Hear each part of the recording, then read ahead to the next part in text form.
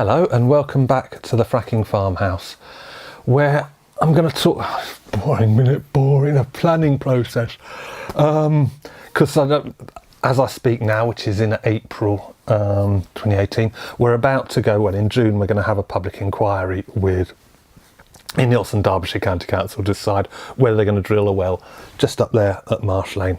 And we had a pre-inquiry meeting and we met the inspector there, and she gave us very proper guidance on what we should be thinking about. Planning practice guidance on minerals is important in differentiating what should be covered by planning and other regulatory authorities.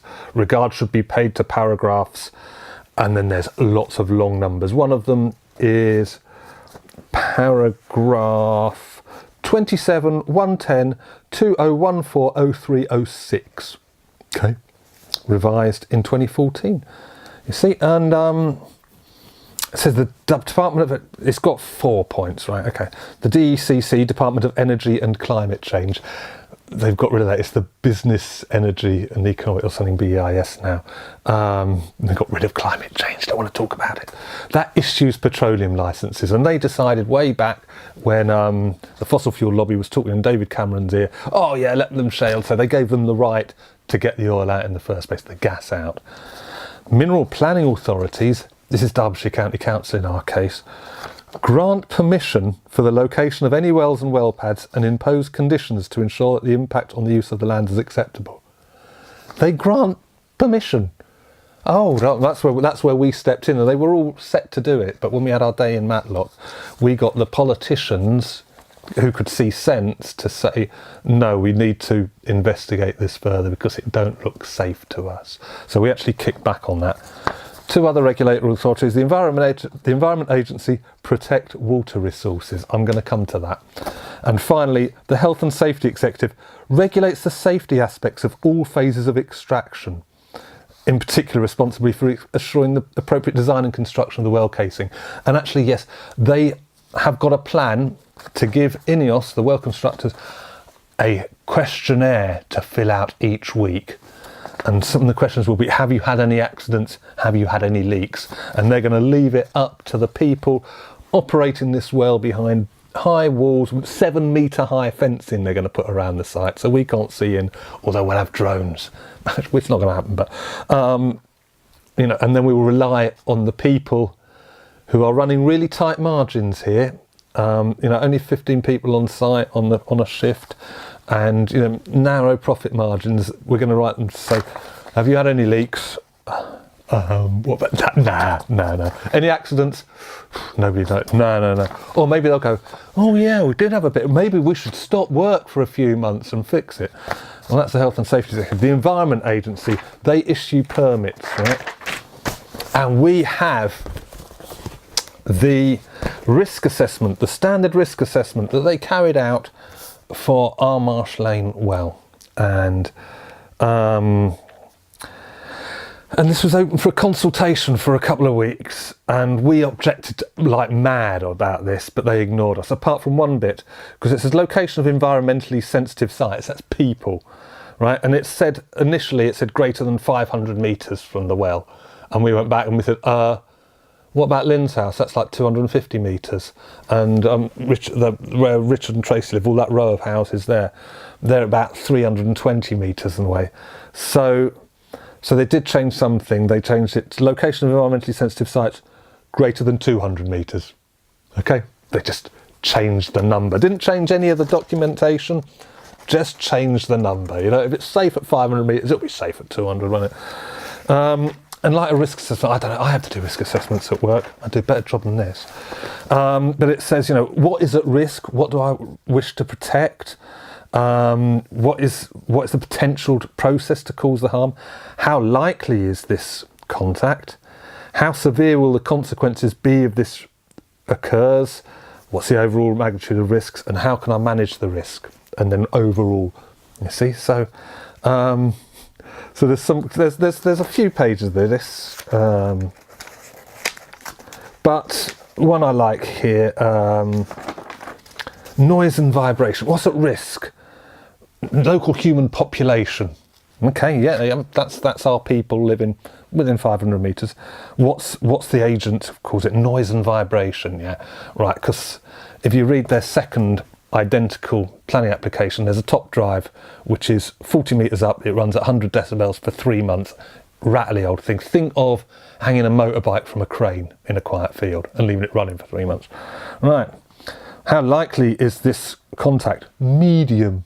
This medium that people might hear it. How severe will the consequences be if this occurs? Medium, yeah. What's the overall magnitude of the risk? Medium, you know. So that's as bad as anything gets here. So how can I best manage the risk? And it says standard rules: emissions shall be free from noise and vibration. Standard rules if required, noise and vibration management plan. Therefore, what's the overall magnitude of the risk? Low. Whew, job done. No one's going to stay up all night because they wrote down that it's going to be free from noise and vibration. That's the Environment Agency for you. If you look at the second duplicate planning application, it talks about the top drive, 100 decibels, unbaffled, above all the buffering, the sound insulating 7 metre high fence, up 40 metres. It's running for 3 months. Right, no one's going to sleep, but the Environment Agency have written off. And the thing about the planning inspector, she says you cannot challenge this at the public inquiry because you have to assume the Environment Agency will do their job, even though you look at what they write and you can see they're not doing their job.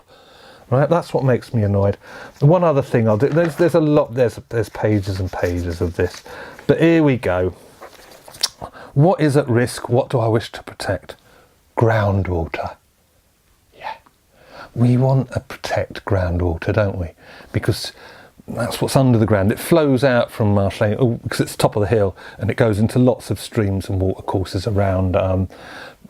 Foxham Down, the little stream that runs past the house here. That's all fed from up there, and it actually identifies, I think, about 12 pathways. But one of them: spillages of liquids, leachate from waste, contaminated rainwater runoff from waste, e.g., containing suspended solid. You know, these things could all percolate into the groundwater. How likely is this contact? It says low. Okay, you know, they've got impermeable membrane, they've got banking up round the side, you know, maybe. How severe will the consequences be if this occurs? Low. You see that? Low. Contamination of groundwater. The consequences are low. I don't trust that. No, I totally disagree. I think if you pollute the groundwater, that's quite severe. I think that's quite high because you can't unpollute it. You can't go and dig the ground up and clean the groundwater. You know, this is one of the biggest problems in America. They found that the groundwater is contaminated.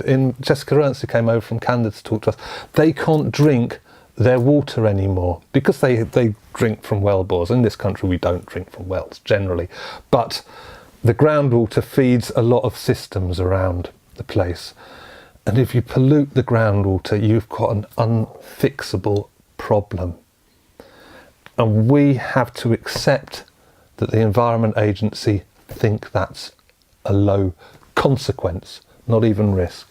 So that's the planning system for you. It's kind of stacked against us because we have to take the health and safety executive's word, we have to take the Environment Agency's word. They've both had their budgets cut by 40 to 60% recently. That's austerity. When I met the Environment Agency at one of these Meet the Regulators, I said, oh, as the number of wells goes up exponentially, will your resources go up exponentially? And she looked at me as if I was stupid. Oh dear. Anyway, so there we go. Come on, Jelly, you tell the camera, don't believe the Environment Agency. And we don't need fracking, do we? No, we don't. We don't need fracking. And it's not safe. Thank you very much. Thank you for watching a slightly mad Fracking Farmhouse from me and Jelly. Cheers.